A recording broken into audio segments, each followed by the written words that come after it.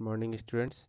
पिछले वीडियो में हमने अपना principles of management 14 principles of management हमने पढ़ा था, जो कि हेनरी फ्योल के द्वारा दिया गया था। अब हम साइंटिफिक प्रिंसिपल्स ऑफ मैनेजमेंट के बारे में पढ़ेंगे, जो एफ.डब्ल्यू. टेलर के द्वारा दिया गया है। सबसे पहले हम एफ.डब्ल्यू. टेलर के बैकग्राउंड के बारे में जानते हैं। F W. Taylor was born in 1856 in USA. In 1878 he joined a Midwell Steel Company as a mechanical engineer. उनका जन्म यूएसए में हुआ था और वो एक स्टील कंपनी में एज एन मैकेनिकल इंजीनियर के रूप में ज्वाइन किया। उनके द्वारा दिए गए जो थ्योरीज हैं, जो प्रिंसिपल्स हैं, वो प्रॉपरली एक्सपेरिमेंट के आधार पे एक्सपेरिमेंट बेस्ड हैं। उनका मानना था कि हमारे वर्कर्स को प्रॉपर एफिशिएंसी के साथ काम कराया जाए और कम से कम मिनिमम रिसोर्सेज का इस्तेमाल करके बेस्ट से बेस्ट रिजल्ट देने में उनका विश्वास था ज़्यादातर। उनके द्वारा बहुत सारे कंट्रीब्यूशन किए गए एक्चुअली, और उन्हें फादर ऑफ साइंटिफिक मैनेजमेंट के नाम से भी जाना जाता है। उनके बहुत सारे रिसर्च साइंटिफिक व्यूज़ जो पब्लिश हुए, उनमें से मेन है shop management, piece rate system and principles of scientific management. आइए उनके द्वारा दिए गए प्रिंसिपल्स को देखते हैं। उनके द्वारा 4 प्रिंसिपल्स ऑफ मैनेजमेंट दिए गए। सबसे फर्स्ट जो प्रिंसिपल्स है उनके द्वारा, science not rule of thumb, मतलब विज्ञान है, और ये कोई अंगूठा छाप या अंगूठा देने वाला या अंगूठा छाप व्यक्ति के द्वारा दिया गया कोई निर्णय नहीं है। ये विज्ञान है। इन्होंने जो भी अपने थ्योरम दिए हैं, जो भी अपने प्रिंसिपल्स दिए हैं, फुल्ली साइंटिफिक एक्सपेरिमेंट बेस्ड इन्होंने उसको पूरा जज करके तब अपने थ्योरीज को दिया है। तो आइए उसके थ्योरीज को थोड़ा सा पढ़ लेते हैं, क्या दिया है। According to this principle, Taylor insist that each job performed in the organisation should be based on scientific inquiry. कोई भी संस्था में, कोई भी ऑर्गेनाइजेशन में कोई भी काम हो रहा है, सबके पीछे कुछ न कुछ साइंटिफिक रीज़न होनी चाहिए। साइंटिफिक इंक्वायरी ज़रूरी है। विदाउट साइंटिफिक इंक्वायरी उनको लगता था कि बिना साइंटिफिक रीज़न के कोई भी इंस्टीट्यूट या कोई भी ऑर्गेनाइजेशन सक्सेस नहीं कर पाएगा। ओके, तो आइए उसके बारे में और आगे थोड़ा सा रीड करते हैं। He says that there must be thinking before doing, which is not in case of rule of thumb. बल्कि रूल ऑफ थंब में क्या होता है, कुछ भी हम सोच लिए या अपना कल्पना कर लिए कि हाँ इस रूल को फॉलो करना चाहिए, तो बस उसी रूल को फॉलो कर लेंगे। लेकिन साइंस फुली एक्सपेरिमेंट बेस्ड होता है। जब तक उसके प्रॉपर रिजल्ट, प्रॉपर कॉन्सिक्वेंस नहीं जान ले कि उसका क्या रिजल्ट होगा, इसको कैसे किया जाएगा, तब तक उस रूल्स को, उस प्रिंसिपल्स को फॉलो नहीं करते हैं। उसी तरह आइए इसके एग्जांपल्स देख लेते हैं। उनके एग्जांपल्स में उन्होंने क्या कहा है। In the rule of thumb, the standard time required to do a particular job is decided by the manager on the basis of past experience. उनके मुताबिक थंब का जो रूल है, अंगूठा का जो रूल है, उनके मुताबिक ये कहना है कि मैं कोई भी मैनेजर अपने एक्सपीरियंस के अनुसार ये कहता है कि इतना समय लगेगा किसी भी काम करने के लिए। लेकिन टेलर इन चीज़ों को नहीं मानते हैं। टेलर का कहना था कि बिना काम किए या बिना उसको करे हम नहीं कह सकते कि इस काम को करने में या कोई भी काम इतने फिक्स समय में हो जाएगा। तो टेलर का साइंस के प्रति ज़्यादा झुकाव था और उनका ये मानना था कि साइंस, हमारा जो ऑर्गेनाइजेशन है, जो हमारा संस्था है, साइंस बेस्ड है और साइंटिफिक थ्योरी के अनुसार ही चलना चाहिए। तो हमारा सबसे फर्स्ट उनके द्वारा जो दिया गया प्रिंसिपल है, science not rule of thumb. Okay, second point आइए देखते हैं क्या है। Harmony not Discord. Harmony means शांतिपूर्ण व्यवहार, ये शांति का माहौल। नॉट डिस्कॉर्ड, डिस्कॉर्ड मीन्स आपसी तनाव, या हमारे जो संस्था में जो वर्कर्स काम कर रहे हैं उनके बीच में आपस में कोई भी मन मुटाव ना हो। आइए थोड़ा सा रीड कर लेते हैं। According to this principle, those who work together in an organisation must work in harmony, that is the mutual give and take and proper understanding. कोई भी संस्था में व्यक्ति अगर काम कर रहा है तो आपस में एक दूसरे को समझ होनी चाहिए, एक प्रॉपर अंडरस्टैंडिंग होनी चाहिए। अगर कोई भी संस्था में अगर ये चीज़ें अंडरस्टैंडिंग नहीं होगी तो संस्था का बिखराव हो जाएगा और संस्था पूरा प्रॉपर तरीके से नहीं चल पाएगी। हर व्यक्ति का, मैनेजर से लेकर के वर्कर्स तक का, आपस में म्यूचुअल कोऑपरेशन होना चाहिए। ओके, तो इसी तरह टेलर, थोड़ा सा ब्लैक लाइन में लिखा है, इसको एक बार रीड कर लेते हैं। Taylor insists that there is need for both the groups to change their attitude for each other. He insists on mental revolution, which means complete change of attitude and outlook for each other.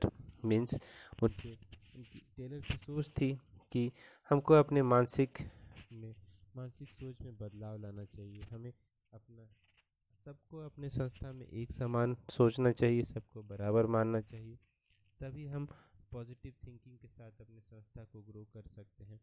ये नहीं कि कोई अगर छोटा काम कर रहा है तो हम उसे छोटा समझे, कोई बड़ा काम कर रहा है तो उसे बड़ा समझे। सब लोग संस्था के लिए काम कर रहे हैं तो सब लोग वहाँ इक्वल है। कोई ज़्यादा काम कर रहा है, कोई कम कर रहा है, कोई बड़ा काम कर रहा है, कोई छोटा काम कर रहा है, बट सब लोग इम्पोर्टेंट है संस्था के लिए। ठीक है, तो ये इम्पोर्टेंट थिंग है कि हम सब संस्था के लिए काम कर रहे हैं तो सब लोग मिल कर के काम करें। For example, the main objective of workers is to earn more, and objective of management is to maximize production. Workers का मेन मोटिव क्या है? उनको ज़्यादा से ज़्यादा इनकम करना है, और संस्था का मेन मोटिव क्या है? उनको ज़्यादा से ज़्यादा प्रोडक्शन देना है। तो इसलिए दोनों का आपस में मेल मिलाप होकर के रहना बहुत ज़रूरी है। Instead of Discord for each other objective, workers can earn more producing more which help in maximizing production also. Instead of Discord, और अगर आपस में उनमें मनमुटाव हो गया या प्रॉब्लम हो गया कुछ भी, तो मनमुटाव से तो भले ही वो आपस में समझौता कर लेंगे, लेकिन मनमुटाव ज़्यादा दिन तक चल नहीं पाएगा, क्योंकि संस्था को चलाना है। तो हमारे संस्था को चलाने के लिए मनमुटाव की कोई जगह नहीं होनी चाहिए। इस तरह से, जैसे आपको एक कहानी बताते हैं। एक जो हमारे वर्ल्ड में जापानीज़ लोग काफ़ी फेमस हैं अपने काम को लेकर के। जापानीज़ एक छोटा सा आइलैंड है, छोटा देश है, और जापानीज़ लोग बहुत पॉपुलर हैं अपने काम को लेकर के। चाहे कुछ भी हो जाए, वो अपने काम को कभी बंद नहीं करते। जैसे उनके देश में अगर कभी किसी चीज़ का अगर उन्हें विरोध करना है, या अपने संस्था के प्रति अगर वो नाराज़ हैं किसी चीज़ को लेकर के, तो ये नहीं कि जाकर के संस्था में तोड़ फोड़ करें या लड़ाई झगड़ा करें। वो लोग अपने विरोध करने का तरीका ही अलग है। वो अपने वहाँ अगर वो अपने संस्था से, अपने बॉस से नाराज़ हैं, तो वो लोग हाथ पे एक ब्लैक पट्टी बांध लेंगे, ताकि वहाँ के संस्था या हेड को पता चल जाए कि हाँ, मेरे वर्कर्स जो मुझसे नाराज़ हैं और उनको कुछ मांगे हैं जो उसे पूरी करनी है। वही हमारे कंट्री में क्या होता है, कभी कुछ प्रॉब्लम हो जाए तो सब लोग तोड़ फोड़ करेंगे, चक्का जाम करेंगे, बस हमारे ऑर्गेनाइजेशन को नुकसान पहुंचाने की कोशिश करते हैं, लोगों को नुकसान पहुंचाते हैं। तो देखिए, जापानीज़ ऐसा कंट्री है, किसी को नुकसान नहीं पहुंचाते हैं, न संस्था को न लोगों को। वो प्रोटेस्ट जरूर कर रहे हैं, लेकिन साइलेंटली प्रोटेस्ट कर रहे हैं।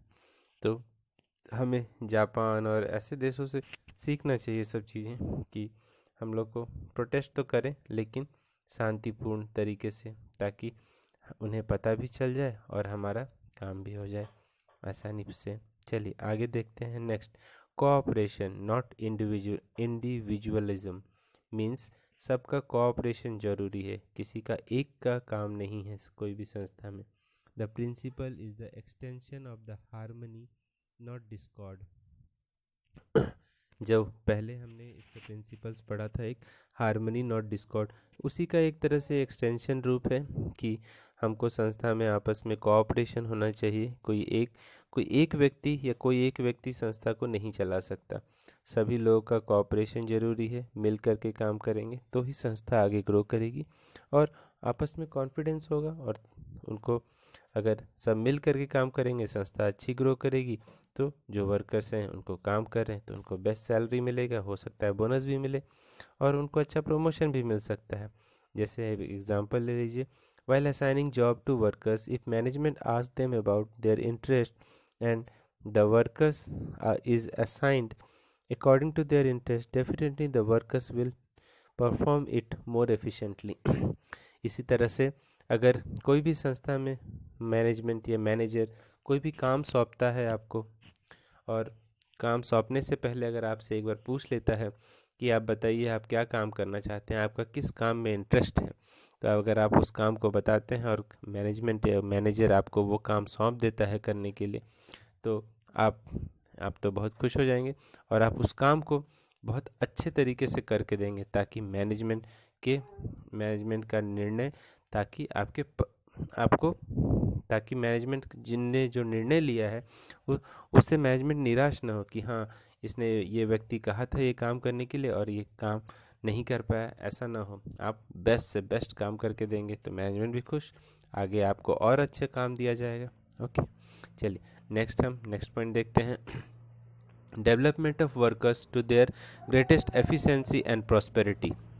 डेवलपमेंट ऑफ वर्कर्स, किसी भी संस्था का जब तक वर्कर्स का डेवलपमेंट नहीं होगा तब तक किसी भी संस्था का डेवलपमेंट नहीं होगा। अगर किसी भी संस्था में वर्कर्स का डेवलपमेंट हो रहा है मीन्स संस्था का डेवलपमेंट हो रहा है। तो industrial efficiency depends upon the efficiency of workers. जो भी कोई भी इंडस्ट्रियल ऑर्गेनाइजेशन है, ये इंडस्ट्री है, फैक्ट्री है, वहाँ की एफिशिएंसी किस पे निर्भर करती है? वर्कर्स पे निर्भर करती है। अगर वर्कर्स एफिशिएंट हैं, वर्कर कार्यकुशल हैं, अच्छा काम करते हैं, तो उनको अच्छे से तो उनका संस्था, उनका ऑर्गेनाइजेशन, उनका इंडस्ट्री बेस्ट ग्रो करेगा, आगे की ओर हमेशा अग्रसर होगा। और इसी के लिए डेवलपमेंट इसीलिए टेलर इंसिस्ट करते हैं कि कभी भी अगर आप सिलेक्शन कर रहे हैं एम्प्लॉयज़ को तो बेस्ट से बेस्ट एम्प्लॉयज़ चुनें और उनका प्रॉपर स्क्रीनिंग करके, पूरा उनका क्वालिफिकेशन, उनके नॉलेज को चेक करके बेस्ट पर्सन्स का आप रिक्रूट करें अपने ऑर्गेनाइजेशन में, ताकि रिक्रूटमेंट के बाद आपको कभी ये ना फील हो कि हाँ, मैंने एक गलत व्यक्ति को चुनाव कर लिया या मुझे इस व्यक्ति को नहीं चुना था। आप अच्छे व्यक्ति को चुनिए और उसको संस्था में ग्रो करने के लिए आप उसको प्रॉपर मौका दीजिए। फिर देखिए आपका संस्था भी ग्रो करेगा और वो जो वर्कर काम कर रहा है उसका भी डेवलपमेंट होगा। ओके, तो आज का हमारा वीडियो इतना ही है। 4 पॉइंट्स हैं, इसके 4 प्रिंसिपल्स हैं। इसको आप अच्छे से रीड कर लीजिएगा। इसके मेन पॉइंट्स को मैं आपको फिर से एक बार रिवाइज करवा देता हूँ। और ये आपके मेन FW टेलर के द्वारा दिया गया है प्रिंसिपल्स। और ध्यान रखेंगे, FW टेलर को फादर ऑफ साइंटिफिक मैनेजमेंट के नाम से भी जाना जाता है।